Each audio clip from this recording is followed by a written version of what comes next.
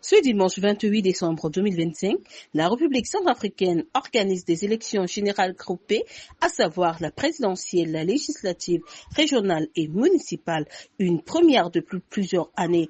Environ 2,4 millions d'électeurs sont appelés aux urnes dans près de 6 800 bureaux de vote à travers le pays. Le président sortant Faustin Archange Touadéra, candidat à sa propre succession, s'est rendu tôt les premières heures de la matinée à l'établissement Barthélemy Buganda où il s'est conformé à son devoir citoyen.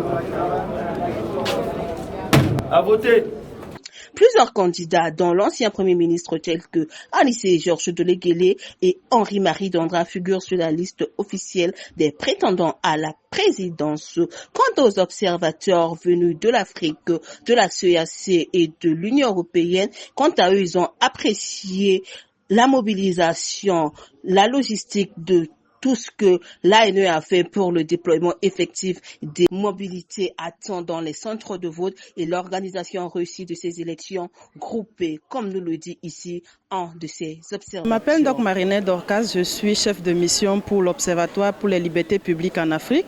Nous nous sommes déployés en terre centrafricaine pour venir observer, regarder et mitiger le déroulement du scrutin, de la campagne jusqu'au scrutin de ce 28 décembre qui est une élection groupée qui est premièrement en terre africaine depuis la nuit des temps. Notre travail consiste à regarder minutieusement le déroulement du scrutin.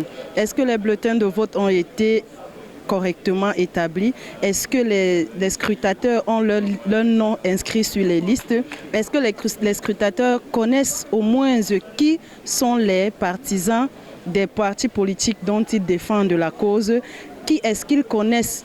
Parce que le scrutin est groupé et ça veut dire qu'il y a les élections présidentielles, législatives, municipales et régionales. Est-ce que les scrutateurs connaissent faire la différence entre ces quatre différents types d'élections? C'est en quoi consiste notre travail aujourd'hui et de regarder comment est-ce que la foule se mouvoie pour venir voter.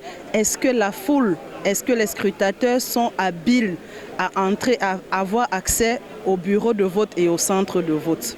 Quant à un des électeurs qui a bien voulu nous répondre, quant à lui, il reste optimiste et dit que ce soit à l'issue des résultats qui sortiront des urnes, le peuple sera apaisé, le peuple va s'aligner derrière les résultats.